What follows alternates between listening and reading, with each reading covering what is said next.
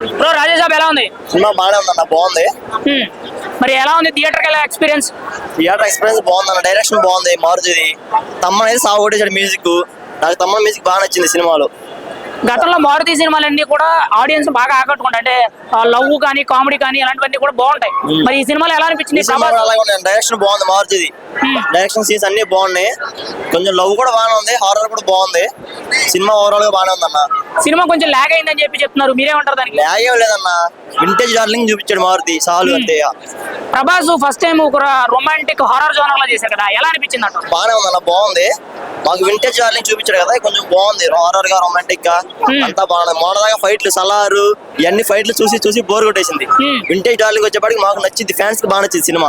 ఇండియాలో action hero అంటే pan India star అని అంటే ప్రభాస్ అంటారు, మరి అక్కడి నుంచి ఇప్పుడు జోనర్ మారిపోయింది కదా, ఎలా అనిపించింది అన్న? ఎలా ఉన్నా రెబల్ హుడ్డేనన్న, హాలీవుడ్ బాలీవుడ్ అన్ని రెబల్ హుడ్డే, ఏ యాక్షన్ అయినా సరే రెబల్ హుడ్డే. మరి తమన్ మ్యూజిక్ ఎలా ఉందంట? తమన్ మ్యూజిక్ సాగు కొట్టేసాడు అన్న, మ్యూజిక్ హైలైట్ సినిమాకి, మ్యూజిక్ బాగుంది. అంటే ఓజీ అఖండ 2 ఆరేంజ్ ఉన్న మ్యూజిక్ ఇంకా హైలైట్ ఉందంట. ఓజీ అంతా బాగానే ఉందన్న, దే సినిమా ఆ సినిమా అన్న, ఓజీ రాజాసాబే. మరి ఓవరాల్ గా రాజాసాబ్ అంటే స్టోరీ లైనే కానీ యాక్టింగ్ పరంగా ఎలా ఉందంట? యాక్టింగ్ పరంగా కూడా బాగుందన్న, ప్రభాస్ యాక్టింగ్ బాగుంది, ముగ్గురు హీరోయిన్ కూడా యాక్టింగ్ బాగుంది, సంజయ్ దత్ యాక్టింగ్ కూడా బాగుంది. ఒక మాటలో రాజాసాబ్ అంటే ఏం చెప్తావు? రాజాసాబ్ అంటే రెబల్ సాబ్ అంటే రాజాసాబ్. 5కి రేటింగ్ ఎలా ఇస్తావు? 5కి 4.5 వేస్తానన్న.